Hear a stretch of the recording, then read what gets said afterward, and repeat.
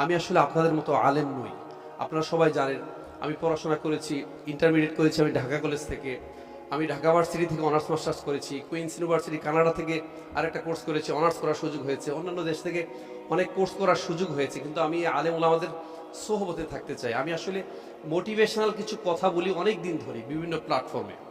তো আমি কথা বলতে চাই যা আমি জানি, এবং আলেম ওলামাদের সোহবতে থেকে কিছু কথা বলতে চাই। আরবিতে একটা কথা আছে, আল হাক্কু মুররুন ওয়ালাউ কানা দুররুন, অর্থাৎ হক কথা খুব তেতো, যদিও তা মুক্তার চেয়ে দামি। তারপরে কিছু বুদ্ধিমান ব্যক্তি আছেন যাদের ইনটিউশন পাওয়ার আছে, ধী শক্তি সম্পন্ন মানুষ, যারা প্রজ্ঞাবান, যাদের বিচার বুদ্ধি আছে, তারা কোরআন এবং হাদিসের আলোকে যদি কোনো পরামর্শ দেওয়া হয়, কথা বলা হয়, তাহলে তারা without any kinds of hesitation they receive it, তারা এটা রিসিভ করে ফেলেন। ইন্নামা ইয়াতাযাক্কারু উলুল আলবাব।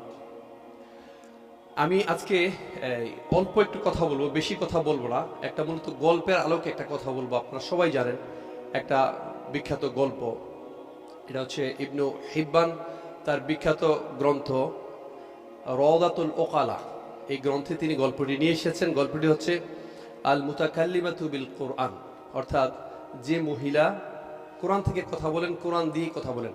আপনারা সবাই জানেন এটা একটা লম্বা কনভারসেশন, আমি ওই কনভারসেশনে যেতে চাচ্ছি না।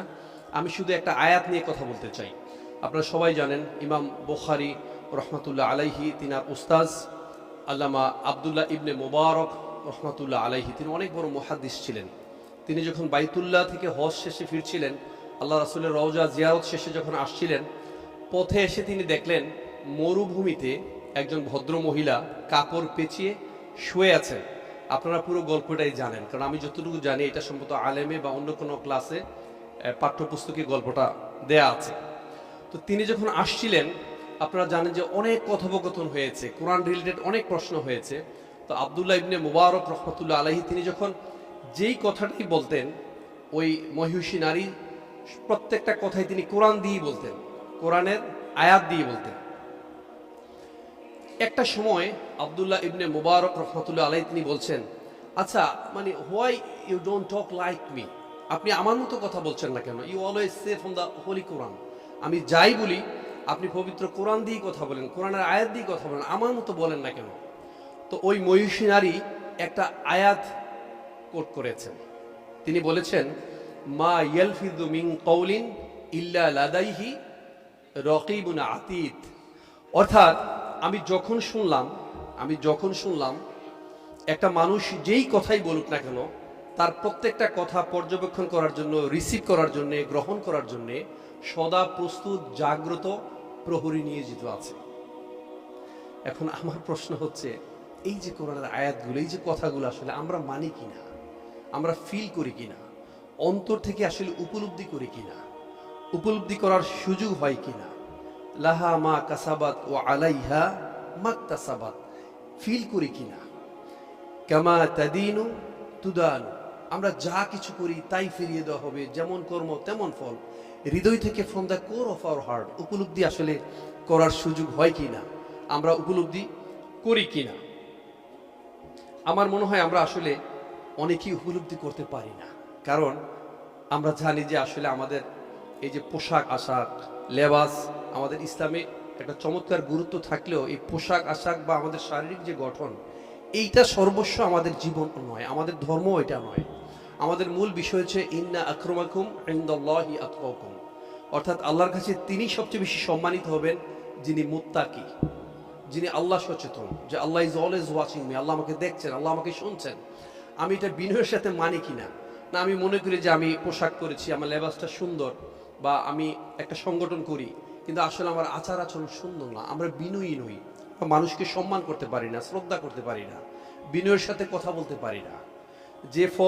যে গাছে সবচেয়ে বেশি ফল ধরে, সে ফলের ভারে কিন্তু নুজ্জমান হয়। আমি আজকে যা শিখলাম, টু বি অনেস্ট, আমি যা শিখলাম, আল্লামা ডক্টর হিফজুর রহমান এত চমৎকার করে কথা বলে গিয়েছেন।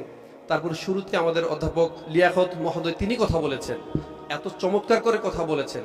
আসলে যার যত বেশি জ্ঞান হবে তিনি তত বেশি বিনয়ী হবেন। A little learning is very dangerous thing. আমি আসলে আপনাদের মতো আলেম নই। আপনারা সবাই জানেন আমি পড়াশোনা করেছি, ইন্টারমিডিয়েট করেছি আমি ঢাকা কলেজ থেকে, আমি ঢাকা ভার্সিটি থেকে অনার্স মাস্টার্স করেছি, কুইন্স ইউনিভার্সিটি কানাডা থেকে আরেকটা কোর্স করেছি, অনার্স করার সুযোগ হয়েছে, অন্যান্য দেশ থেকে অনেক কোর্স করার সুযোগ হয়েছে, কিন্তু আমি আলেম ওলামাদের সোহবতে থাকতে চাই। আমি আসলে মোটিভেশনাল কিছু কথা বলি অনেক দিন ধরে বিভিন্ন প্ল্যাটফর্মে। তা আমি কথা বলতে চাই যা আমি জানি, এবং আলেম ওলামাদের সোহবতে থেকে কিছু কথা বলতে চাই। তো আমার কাছে মনে হয় আপনাদের কাছ থেকে আমি শিখবো, জানবো, আপনাদেরকে দেখে আমি শ্রদ্ধা করবো। এই বিনয়ের সাথে এই আচরণগুলো আমি আসলে দেখতে চাই, আমি নিজেও করতে চাই, আমি এটাই খুব ফিল করি।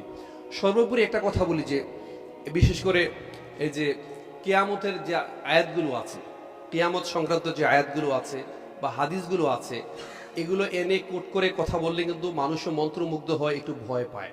কিন্তু আমার বিষয় হচ্ছে এই যে কিয়ামতের আলোচনাগুলো করছি, হাদিসগুলো নিয়ে আসছি, আমার কারণে কিয়ামত হচ্ছে কিনা, আমার কারণে কিয়ামত ঘনিয়ে আসছে কিনা, আমার কারণে এই যে আজাব গজব এগুলো আসছে কিনা আমার কারণেই। এই যে সারা বিশ্বে বাংলাদেশে যত বলেন বন্যা বলেন, বৃষ্টি বলেন, অতিবৃষ্টি বলেন, অনাবৃষ্টি বলেন, আমার কারণে, আমার আচার আচরণের কারণে এটা হচ্ছে কিনা। বা আমরা অনেকেই ইকামতের দিনকে পছন্দ করি না, আমরা ইকামতের দিন প্রতিষ্ঠিত হোক এটা আমরা চাই না, এই কারণে আসলে গজব হচ্ছে কিনা।